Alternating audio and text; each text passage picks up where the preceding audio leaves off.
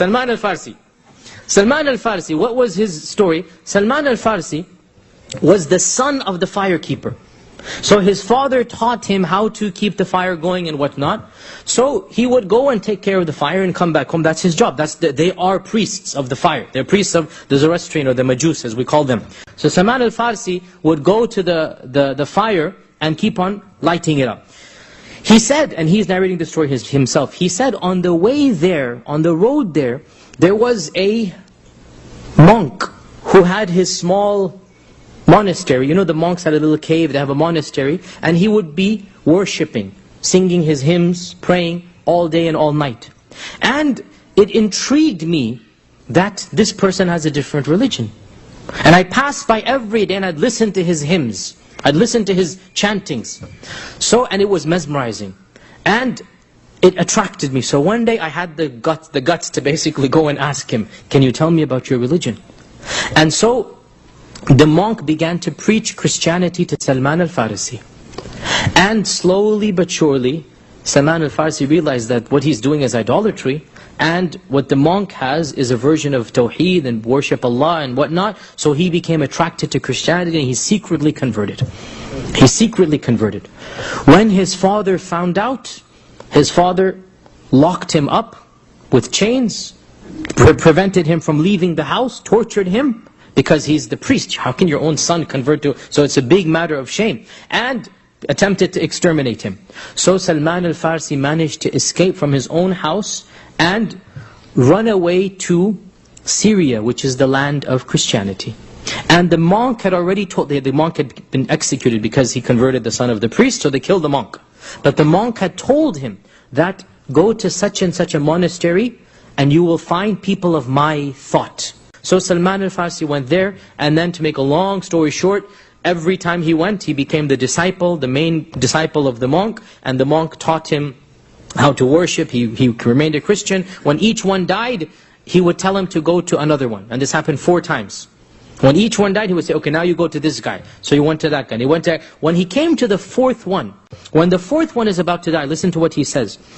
He says that my companions who sent you eventually all over to me, my group of people, I don't know anybody remaining upon that understanding of Christianity. We're all gone now. This was the group that we had, but I don't know anybody left upon our understanding of Christianity. But you have come to a time when the promised one is about to come. What did they tell him? They said, you're just about to come to the time when the man that Jesus Christ predicted is about to come. We know it, the signs have been met. What are these signs? We don't know. But these people knew. So they're telling Salman, the signs have all come. And his time is just around the corner. So he told Salman, my advice to you is you go seek this man out. Go seek this prophet out. How? Where am I going to go? I will tell you 3 signs. I will tell you 3 signs. Number 1, he shall appear in a land that is full of dates. First sign. Go to the land that is known for dates. Number 2, he will have a physical mark on his back. In Arabic we call khatim, and the khatim or the seal of the prophecy. I'll talk about this inshallah later on. This is the second sign. Number 3, he said that this man will accept gifts, but he's never going to accept charity. He will accept gifts, but he will never accept charity. Salman asked, his sheikh died, his teacher died. This is the 4th sheikh now from his house. So we can imagine, he's already probably around 50 years old at this time. So he asks, what is the land that is the most well known for producing dates? He asks in Syria. He is told, the land of Khaybar. Khaybar, which is close to Yathrib. So he asks around, who amongst you is going to Khaybar? How can I go to Khaybar? So he is told, there are Arab caravans that trade in Damascus here. Get one of the caravans and go to Khaybar. Now, Salman is a monk, he's a priest. He has no money, he has no prestige, he has no clan, he has no society. And so he says to a group of Arab traders, are you going to Khaybar? They said, yes, we're going to Khaybar, come with us. When they came, when he joined their caravan, they kidnapped him, meaning they took him as a slave. So Salman is taken as a slave. And instead of ending up in Khaybar, he is sold to a group of Yahud who happen to live in Yathrib, which is later to be called Medina, because he had that sincerity. And so for decades he toiled in Medina as a slave, as a 70-year-old man, subhanAllah. As a slave, he's toiling in Medina. And rumors began to spread of a man claiming to be a prophet. And rumors began to spread that he's immigrating to Medina. And the Yahud began to be worried in trepidation, because they thought this is the king of the Arabs who's coming. And when the king of the Arabs comes, then we're in trouble. And Salman, he tells us a story that he was collecting dates from the top of the tree, and he heard his master speak with his brother, the master and his brother, that the king of the Arabs has arrived. This is the first hijrah, the first day of the hijrah. The king of the Arabs has arrived. This he's been waiting for the last 20 years. He literally jumps down and he runs to his master and says, "What happened? Did he come? Did he come?" And the master slaps him across the head and says, "Go back to your work. What are you worried about? You're a slave. Get back to your work."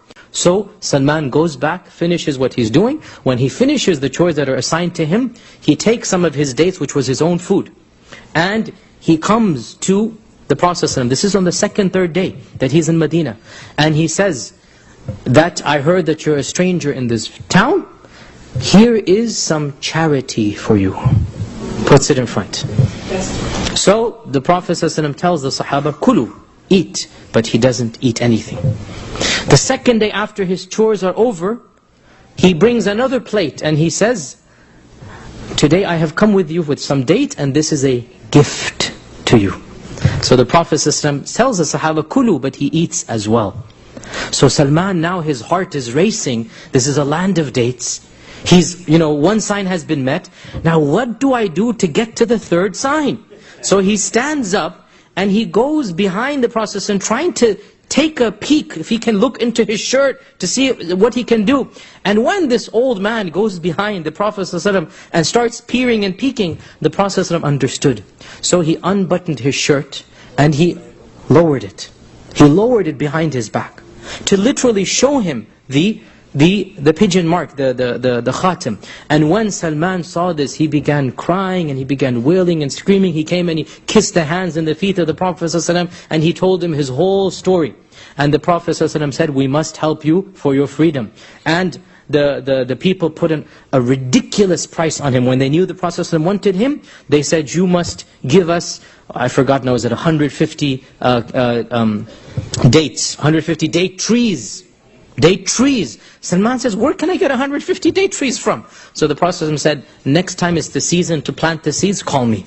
So the Prophet ﷺ came with his own hands. He planted 150 of those trees, and within a year there was full trees. So he said, here's your ransom, Salman, you're free. And Salman became a free Muslim because the Prophet ﷺ paid for his ransom through that barakah.